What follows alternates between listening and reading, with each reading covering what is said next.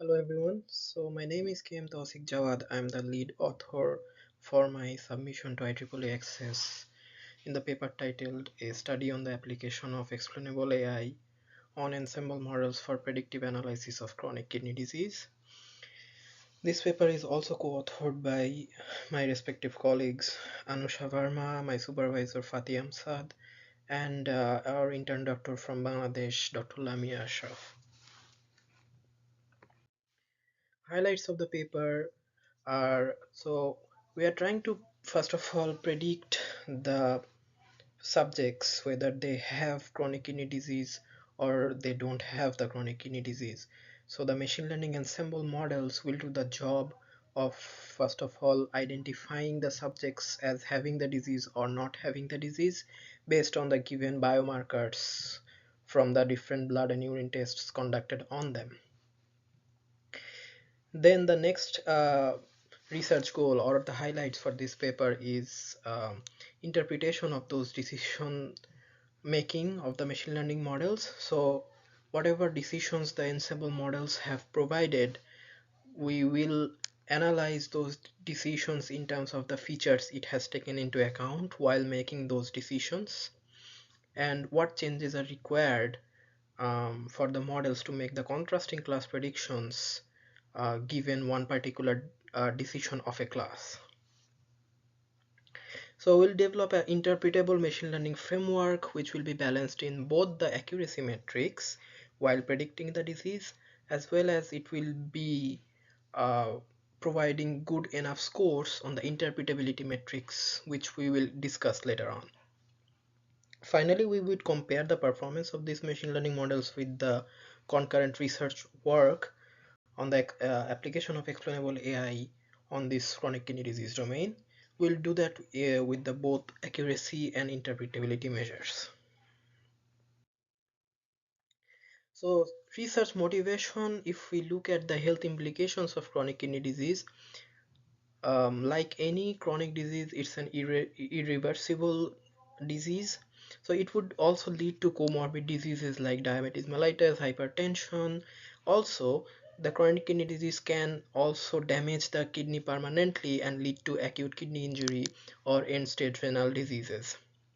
According to different reports of Mayo Clinic, chronic kidney disease could also lead to anemia, fluid retention, high blood pressure, weak bones, risk of bone fractures, and different other pregnancy complications as well.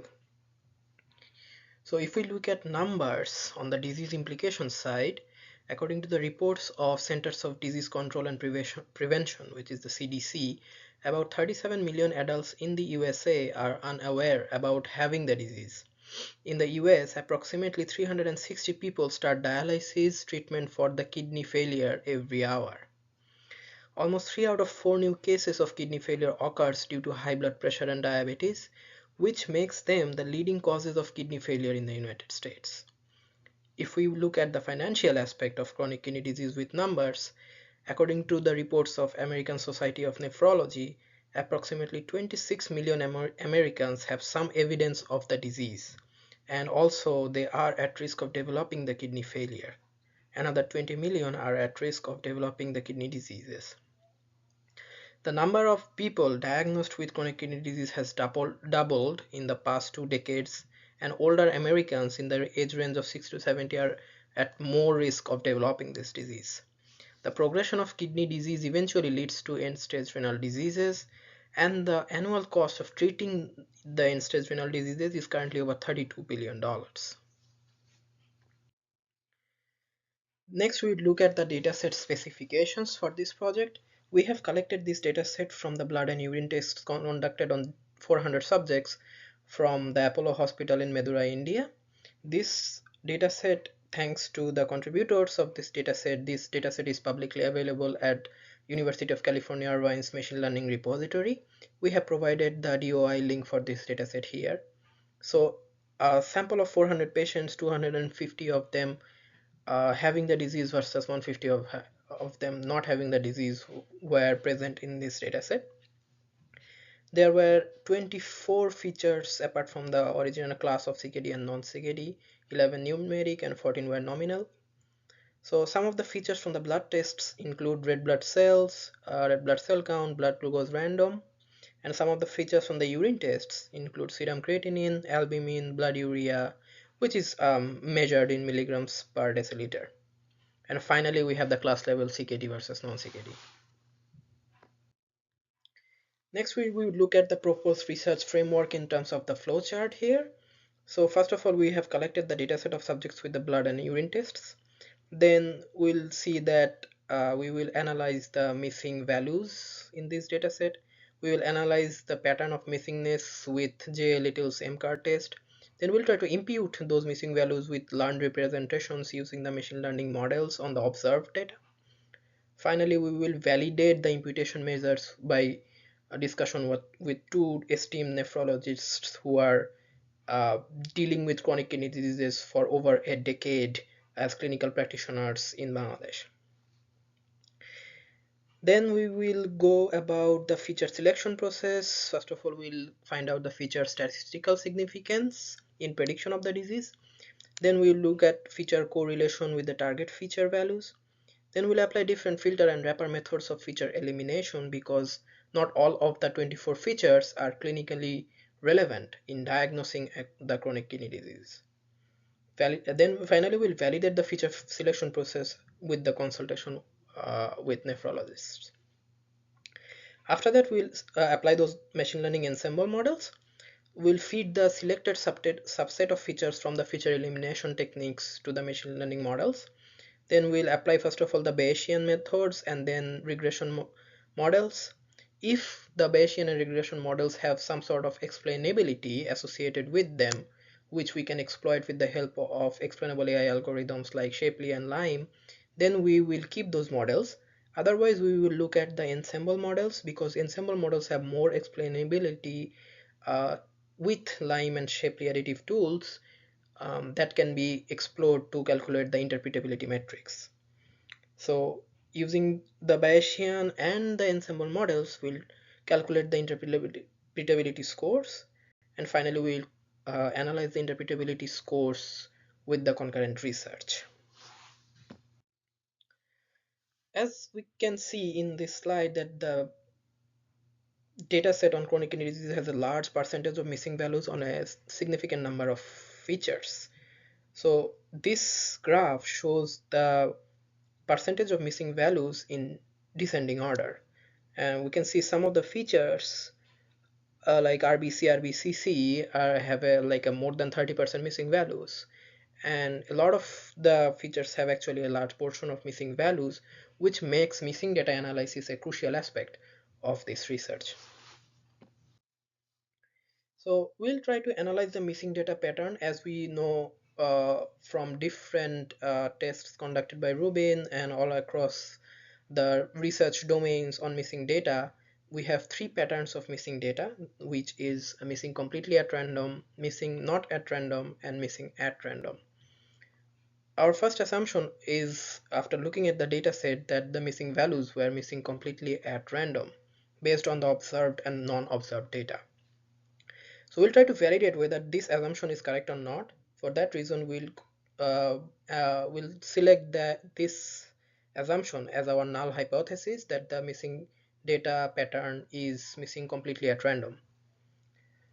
So we'll try to collect sufficient evidence to reject the null hypothesis, and if the evidence supports, then we can either accept or reject the null hypothesis that the missing data pattern is missing completely at random. So to do that, we have applied the little j's MCAR test results. So looking at the MCAR test, we have applied the MCAR test on three different sample sizes. The goal here is to find out whether with increasing the sample sizes, the p-value, whether it increases or decreases.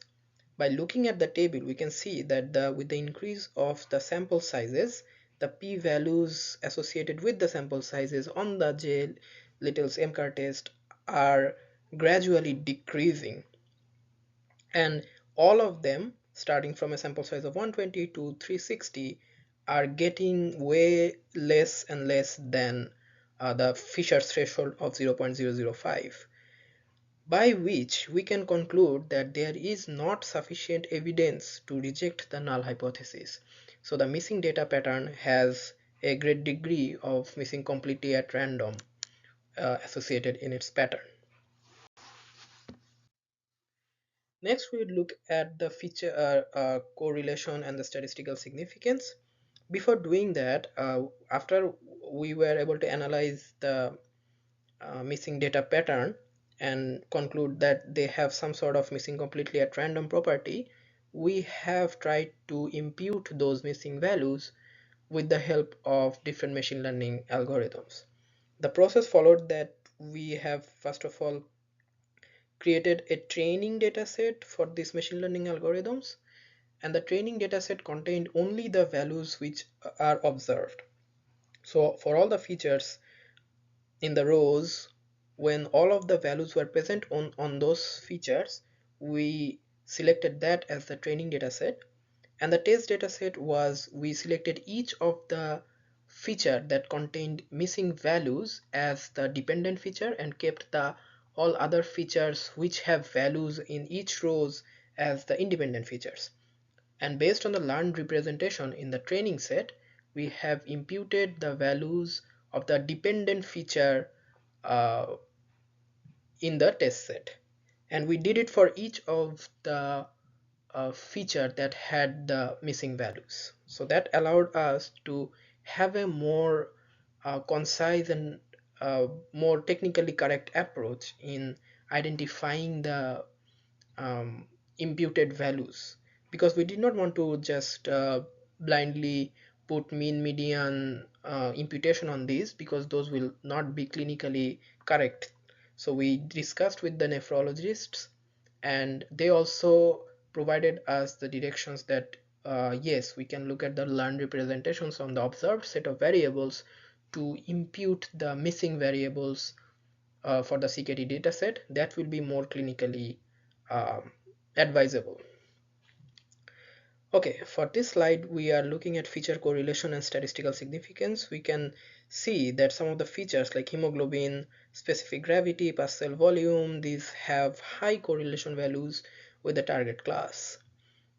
And again, specific gravity, albumin, RBC, these have good p-values, which makes them very statistically significant in calculating in predicting the chronic kidney disease or the non-chronic kidney disease.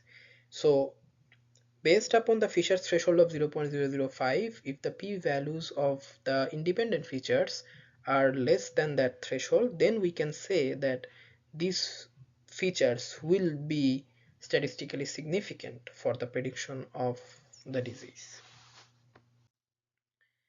Next, we look at the final selection of features from different feature elimination methods. First of all, we applied filter based, and then we applied the wrapper uh, based feature elimination methods. So the first two methods, information gain and variance threshold, they relied on entropy of the features. By entropy, we mean that how much variance is there within the features. So if some features have very little variance, or those are homogeneous feature completely, we are not including them in the selected features list, because homogeneous features will not provide any sort of variability for the for predicting the target class. So we are only keeping the features which have large amount of feature variability, and that is the measure of entropy which is used in the information gain and variance threshold methods. Next is the forward selection and recursive feature elimination. So these two methods, they rely on feature importance scores. So they eliminate features if the feature importance score is like marginal or very little, or which is not adding to the cumulative feature importance scores. So in that way, the features are eliminated which are adding very little value to the cumulative feature importance scores. So forward selection and recursive feature elimination, they add the features based on the feature importance scores. So we have selected two different categories of feature selection methods, and finally we'll be concluding a list of selected subset of features based on these techniques, and also uh, feature statistical significance and feature correlation, and also discussion with the nephrologists whether those features will be clinically significant for the prediction of the chronic kidney disease or not. Okay, so based on the feature selection strategies, feature statistical significance and feature correlation, and the discussion with the nephrologists, we have selected six independent features, which are hemoglobin, serum creatinine, albumin, hypertension, diabetes mellitus, and the age of the patient. And obviously our target feature class is going to be there. And the model performance on the chronic kidney disease with these selected features is given in this table. So we can see that all of the Bayesian and regression and the ensemble models have performed with very good scores in all the precision recall F1 and accuracy metrics. If we have to pick one method which has performed very good in the out of all the methods that are employed in the machine learning models, we can say that random forest has the most balanced score in precision recall F1 and accuracy, and that we can clearly visualize in this table out of all the models that are employed.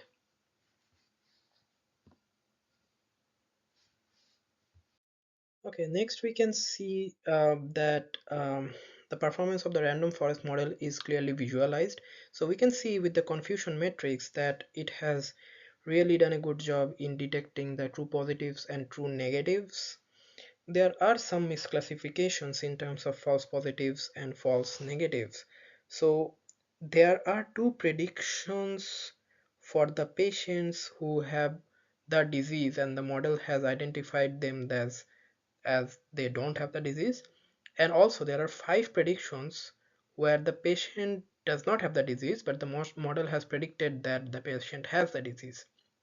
So from a research perspective in this clinical domain, this is an acceptable performance for the random forest model, because we want to be on the safer side of actually identifying all the chronic kidney disease patients. So we don't want to be in a scenario where the model is predicting for a patient having the disease as not having the disease, and that number is really high. We don't have that sort of result here. But only two cases are there out of the 500 cases. That the 500 cases are created by applying the synthetic minority oversampling technique, because there were less samples for the non-chronic kidney disease class. So we applied the synthetic minority oversampling technique to make the class to handle the class imbalance issue. And based on the base fold or the base performance with the stratified K-fold cross validation on this random forest model, we can clearly see that there are like only two cases when the patient actually has the disease, and the model is saying that they don't have the disease. So that's a like a safe performance of this model. We are on the safer side, and we have like the false positive F5, which is saying that the patient has a disease despite them actually not having the disease. So this is like an acceptable performance by the random forest model on this clinical domain of chronic kidney disease. So the performance is also visualized with the help of a decision tree. So the best fold out of the 10-fold stratified cross validation is analyzed here. So we can see that the dominating features are albumin, and then from then on the branching out occurs for hemoglobin, serum creatinine, diabetes mellitus, and so on. So this tree shows that if the model had to predict whether that patient has the CKD or not based on just the albumin values, then it would be predicting the patient as the chronic kidney disease, because the class is 0 for albumin at the top of the tree.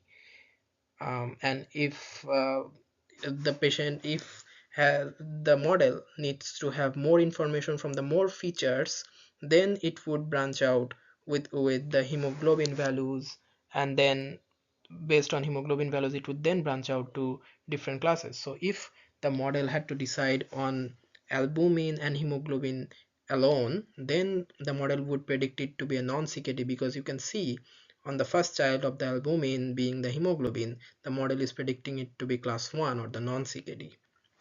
So the decision tree visualization of the random forest model, it just explains that at each particular stage or branching out of the decision tree, why would the uh, what would the model predict, and why would the model predict that.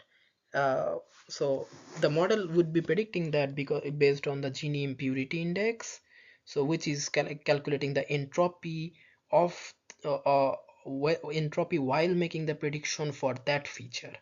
So it's a very useful interpretability technique that we can have using the decision tree for visualizing the decisions of the random forest models.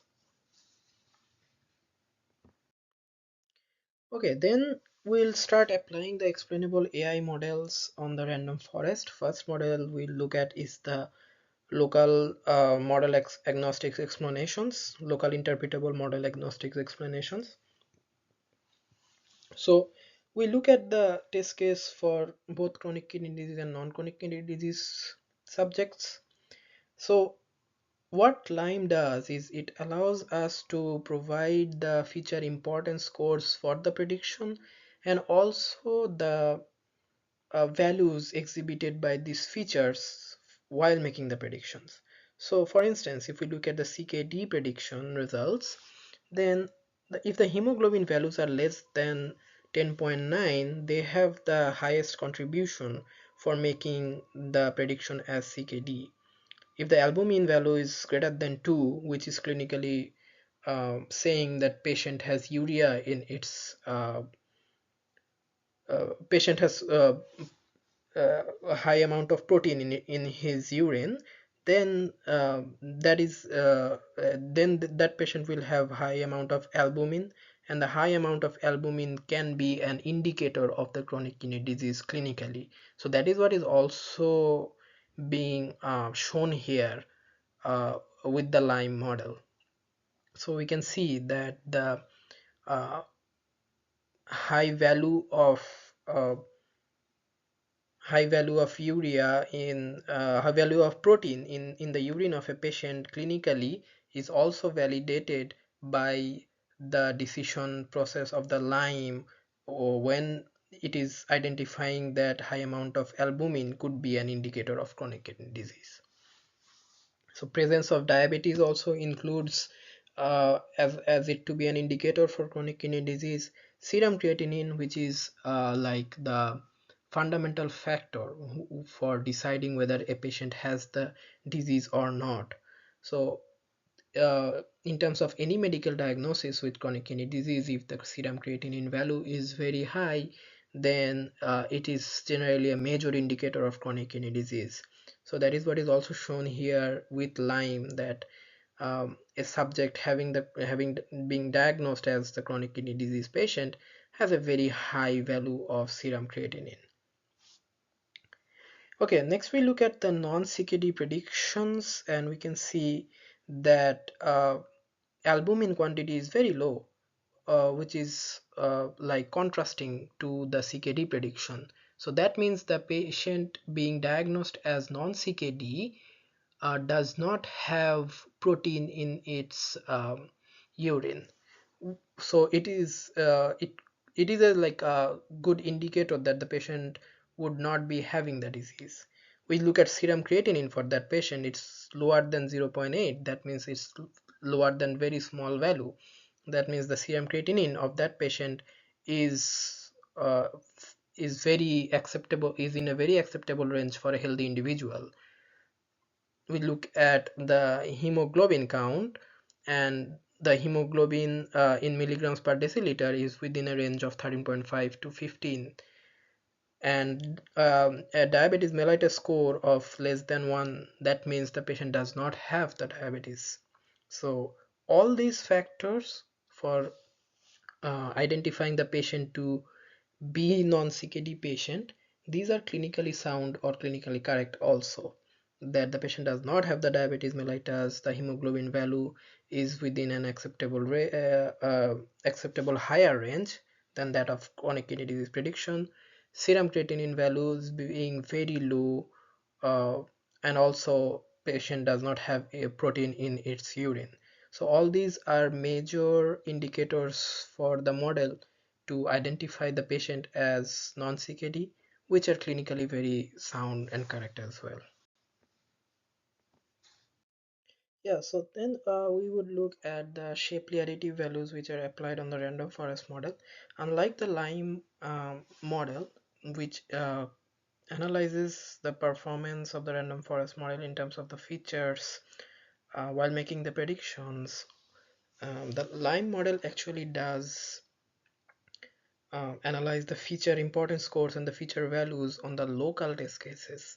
So out of the 50 test cases which we tested the model performance on, the 450 were the training cases and the rest 50 were the test cases. For every fold, the Lime model selected one particular prediction of CKD and another particular prediction of non-CKD. But unlike the Lime model, the Shapley additive values or the Shapley algorithms, they analyze the performance of the random forest model with the features in the whole global test cases. So on the all the 50 predictions. So we can see that the top features which have contributed for the predictions of CKD first in figure 7, and the top features which have contributed for the feature for the non-CKD predictions, they are on the same order. So they are hemoglobin, serum creatinine, albumin, diabetes mellitus, hypertension, and age. And we can see that hemoglobin has accounted uh, for the highest value in terms of making the predictions with the random forest model, and the next orders of contribution scores will be serum creatinine, albumin, diabetes mellitus, hypertension, and age finally. So age has the least impact on prediction of both CKD and non-CKD. Hypertension has the second least impact, and in this way we can just analyze that uh, hemoglobin, serum creatinine, albumin, diabetes mellitus are the more strong contributors for prediction of CKD or non-CKD. Shapley values also provides us with interfeature dependence calculation. So we can see the dominating features hemoglobin and albumin. So we can see that there are two clusters here. The first cluster is which is on the higher end for hemoglobin and albumin. So the first cluster is for the CKD prediction. We can see that albumin values which are higher than 1.8, 2.0, and on the higher scale, on that particular area there is a cluster developed with the hemoglobin values starting from 8 till 12. So we can say that hemoglobin values when they are in the range 8 to 12 and albumin values higher than 1.7, then those are the predictions for the chronic kidney diseases. And on the lower end we can see that the hemoglobin values being high on from a range of 13 till 18, and albumin values which is like a acceptable range, that the patient does not have any protein in its urine, and then the model is predicting them to be non-CKD subject. So a hemoglobin values starting from 13 and albumin values from 0 to 1, when it indicates the patient does not have any presence of urea in its urine, presence of any protein in its urine, then that is indicative of the fact that those patients are non-CKD patients, and that is why there is a cluster uh, which is at the bottom for calculating the interfeature dependence of those dominating features.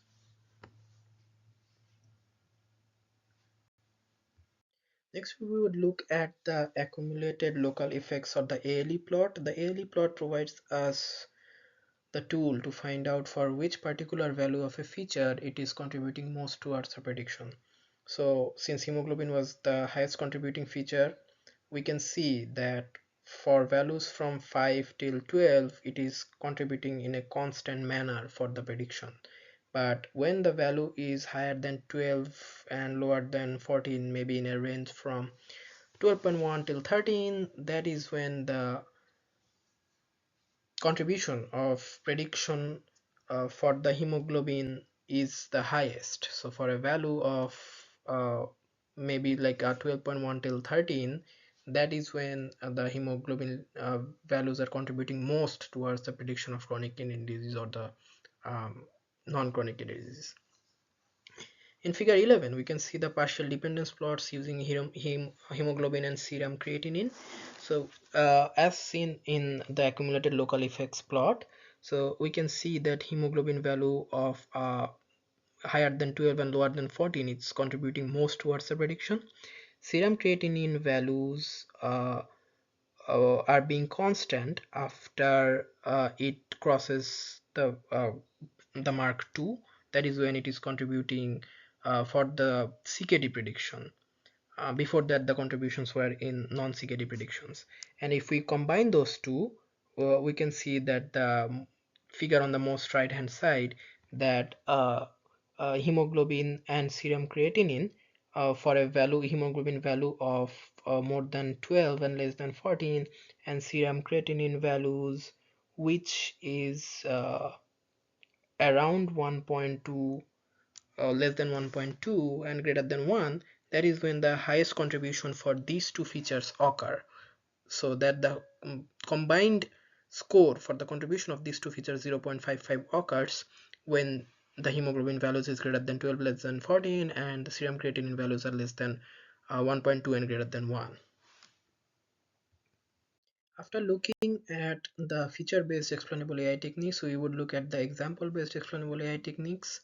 So example-based, some of the example-based explainable AI techniques that we have used are counterfactuals and contrastive explainable models. What they do is that they make a prediction for the original class and they provide explanations and changes required in some of the features for the model to predict as the contrasting class. Based upon our research so far, no research has yet applied the example based explainable AI techniques on the CKD domain, so this is a fundamental novelty in our research. For the contrastive model the contrastive explainable model illustration, this is our example based explainable AI algorithm applied on the random forest model on the CKD predictions.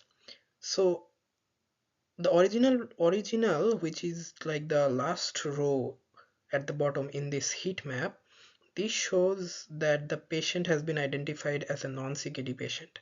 So if that patient were to be identified as a CKD patient, those are shown with counterfactuals 1 to 5. So we can explain this with the help of the two features albumin and serum creatinine. We can see for the CKD prediction in counterfactual 2 that patient would need to have albumin of 4.5, which we have discussed earlier, that presence of protein in the urine of a patient is indicated by albumin, and when there is a large portion of large or some proportion of uh, protein is present in the urine of a patient, that is when it could be an indicator of the patient suffering from the disease, chronic kidney disease, which is shown here in counterfactual 2 and counterfactual 4, that the albumin values 4.5 and 2.1 indicates that the patient could have the chronic kidney disease. Whether you can see in the original prediction at the last row, the albumin value is 0. That means the patient does not have any protein in its urine. Also, from counterfactual 1 and 3, we can see the serum creatinine values for that patient would need to be very high for the model to predict the patient as having the chronic kidney disease. So values of 34.9 and 41.10 indicates that the serum creatinine value is very high for that patient. So So that is an indicator why the model would predict that patient to have the disease. But on the contrary, we can see for the non-CKD prediction, the serum creatinine value is very low. So the contrastive explainable model, it allows us to first of all identify the original prediction, and then it shows what changes are required in each of the features for the model to predict the contrasting class prediction. So if a physician gets a hold of this, for each individual patient, he can identify the exact high indicators for that patient to have the disease, and he can prescribe lifestyle modification or dietary changes based upon looking at those features and the changes required for those features. So if one patient has been diagnosed as CKD, the only thing that the physician can do is prescribe him with the prescriptions or lifestyle modifications or dietary changes so that the CKD does not progress to its later stages. So he can look at the counterfactuals of the non-CKD predictions for the same patient to identify the required changes, so that he makes those changes, the patient makes those changes in his lifestyle and the dietary aspect, so that his chronic kidney disease does not progress to the later stages. We would next look at the interpretability matrix. So uh, the interpretability matrix, we have decided to work with 4 different interpretability matrix. First one is the interpretability I, which is the ratio of redundant features to the actual number of features. Next is fidelity F, which is the F1 score of precision and recall. This precision and recall are a little bit different from the accuracy matrix. This precision and recall are used for the fidelity score calculation. The third metric is fidelity interpretability index, which is the multiplication result of fidelity and interpretability. And the final metric is the fidelity accuracy index, which is the multiplicative score of fidelity into the actual accuracy of the model. Now, I will explain the interpretability and fidelity more detailed in the next slide. As we saw earlier, interpretability is the ratio of redundant features and the actual number of features. Now, what exactly is redundant features? So, the features which do not contribute to the 90% cumulative feature importance scores for the predictions, and which actually reduce the cosine similarity of the feature contribution scores to Lime feature importance scores, are the ones which are the redundant features. The reason for us to use the Lime here is we are using the Ensemble Models feature importance scores, and also we are comparing those feature importance scores to an explainable model by Lime, so that the so that the features which are actually important are identified. So if one feature is important in the Ensemble model feature score, but that feature is not a very important feature which is identified by the Lime model as an explainable model for the Ensemble model, uh, using some white box model like a decision tree as its decision maker, then we will not include that feature. So let's say a feature like pass cell volume has been identified as important feature for an ensemble model, but that same feature pass cell volume is not identified as an important feature by the decision tree model, which is used to explain the original ensemble model, and that we have found out by applying the Lime on the decision tree model.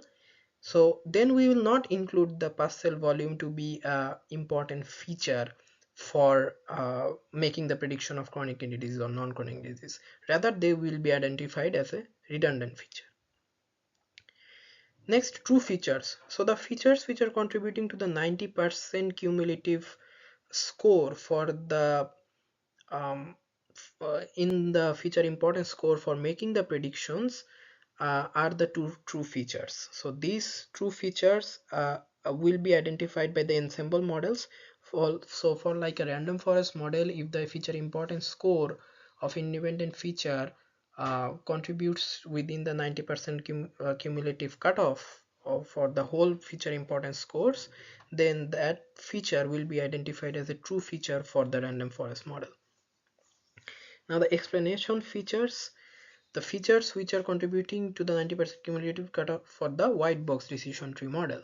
So as we discussed earlier, if a random forest model is being explained with the help of a decision tree, then if one feature, let's say like a pass cell volume, contributes to the 90% feature importance score cutoff, but that same feature in its feature importance score for the pass cell volume does not contribute to the 90% feature cumulative importance scores, then that feature will not be included in the explanation features for the white box decision tree model.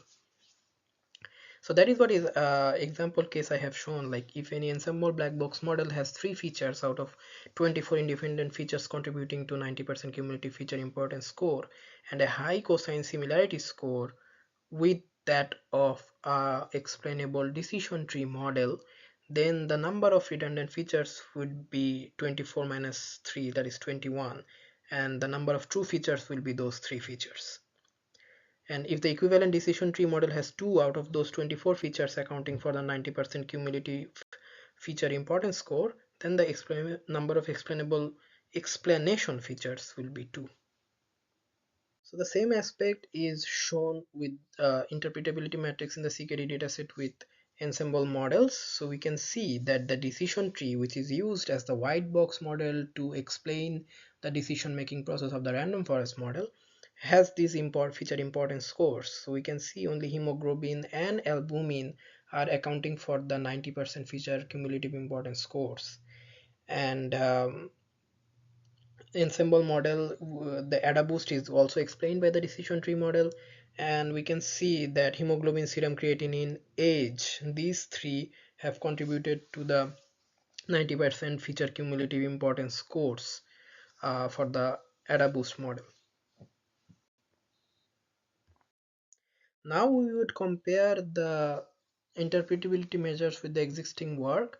So we have not included the fidelity accuracy index here because existing work has not included that in their research. So we have kept the comparison to 3 different metrics: interpretability, fidelity, and fidelity interpretability index. Table 9 shows the existing literature performance, which we have provided the hyperlink to the DOI for that paper. And we can see the random forest model's interpretability score is 0.71 and the highest interpretability is for the XGBoost model. For our case, the interpretability scores are higher than all of their individual models. We can see that for our case, the random forest model has a way higher interpretability score. AdaBoost model has a very high interpretability score compared to their AdaBoost model. Only for the X gradient boosting, the interpretability score is a little bit lacking, but it's still on the it's still very neck to neck with that of the existing literature's interpretability score. The fidelity scores are varying and ours is less than theirs. The reason behind it is they have used a different approach to calculate the fidelity score. So they have used the accuracy of the interpretable white box model as the numerator and the accuracy of the black box model or accuracy of the ensemble black box model as the denominator. But we have used precision and recall that we have shown earlier slides and the harmonic mean of precision and recall as the fidelity.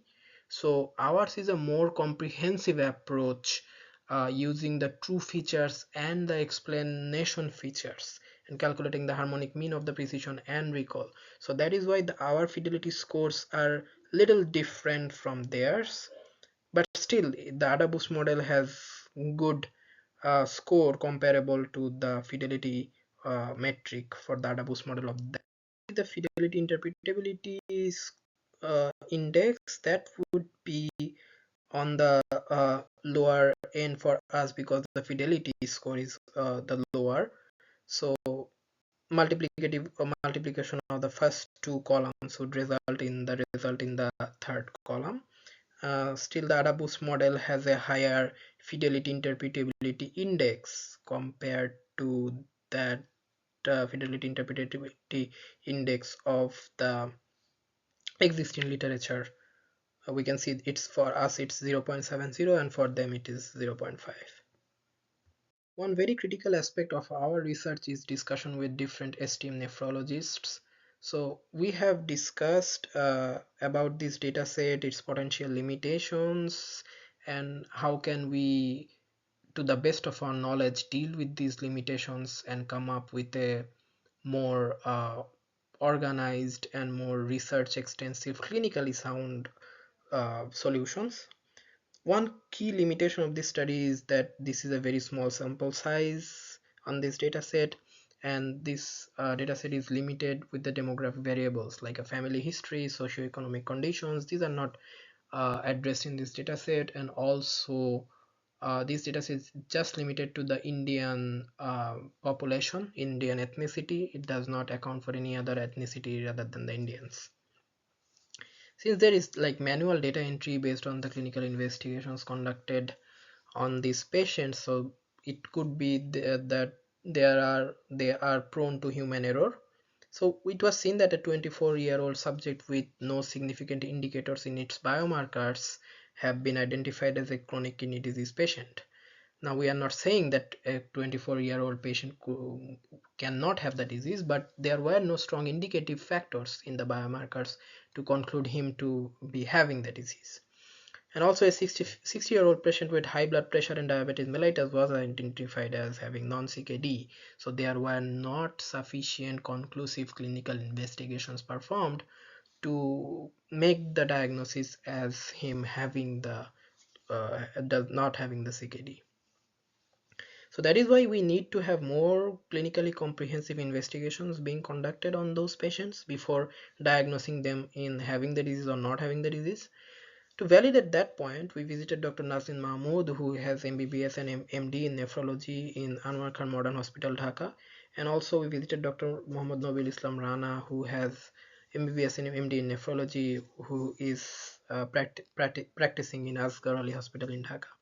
So we are collaborating with both of these hospitals to generate more patient samples for chronic kidney disease identification, and this time we are using more comprehensive clinical investigations rather than the pretty limited ones of the CKD dataset.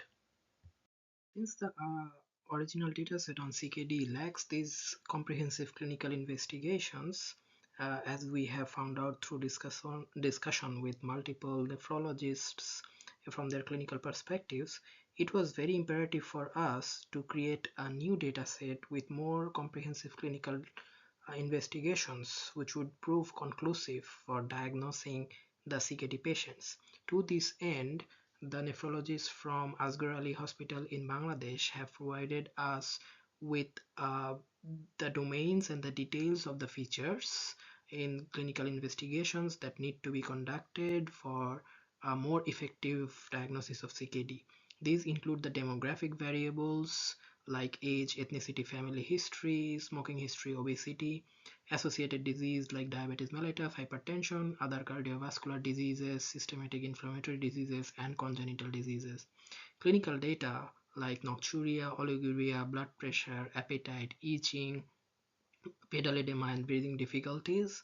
Biochemical variables like serum creatinine, blood urea, glomerular filtration rate, urine RNE, serum electrolyte, and finally different prognosis and complications like iron profile, HbA1c, lipid profile, bone profile, renal USG, and imaging. In the next slide, I will not go in detail in explaining the slide, but rather I would play the voice note that we collected from Dr. Lamia Ashraf, who has served as an intern doctor in Tangal Medical Hospital in Bangladesh, and who has also helped us in analyzing the whole research process in terms of feature selection, clinical relevance, and helping us in missing data imputations and so on. So she has identified the implications of this research and shared her extensive overview of the whole research as a voice note that we took for her interview. So I'm gonna play that in the next slide. Hello, I'm Dr. Lamia Ashraf, a physician at a government medical college hospital in Bangladesh. My role in this important project is to collect data, understand the root causes of chronic kidney disease, and provide medical information to the other. While working in the nephrology ward, I have to deal with patients suffering from chronic kidney disease. These cases often stem from risk factors such as diabetes and hypertension.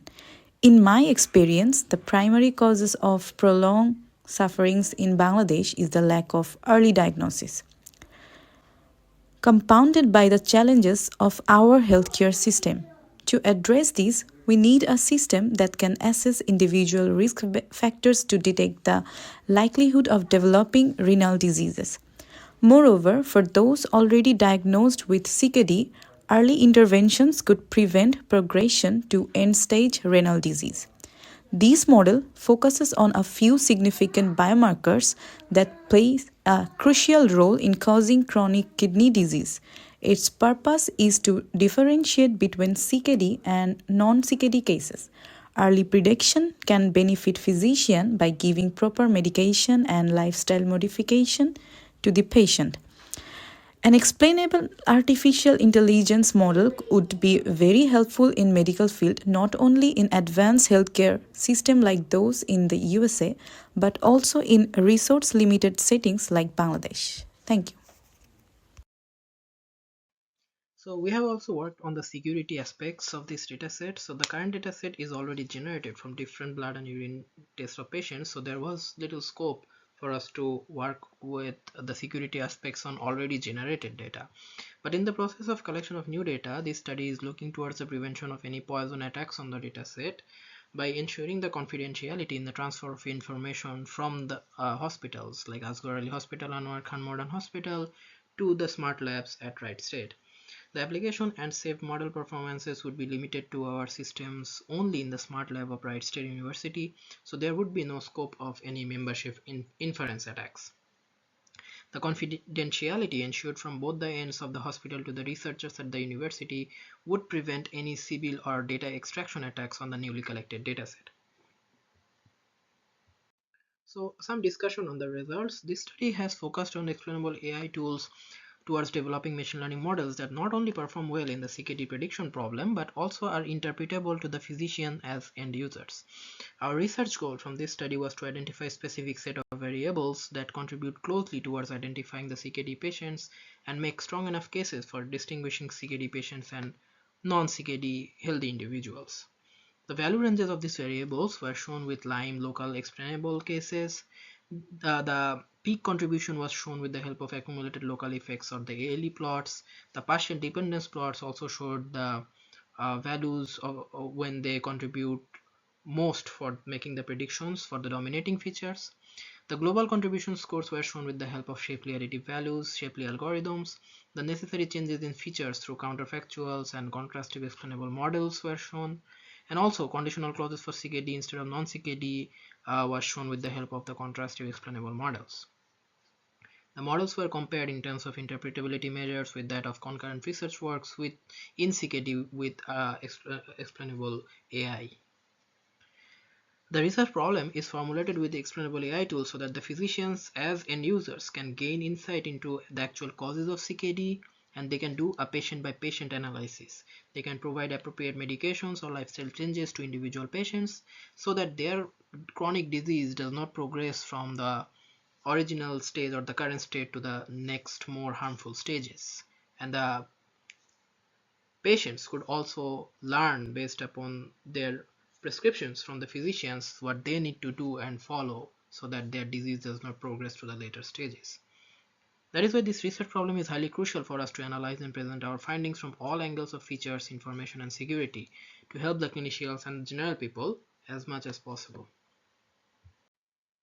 So research updates. A conference version of this paper has been presented in Nikon 2024. The conference version of this paper has won the third place award in the poster session of Nikon 2024 and it's also available as a conference paper in IEEE Explore. This research as a journal paper has been submitted to IEEE Access for review.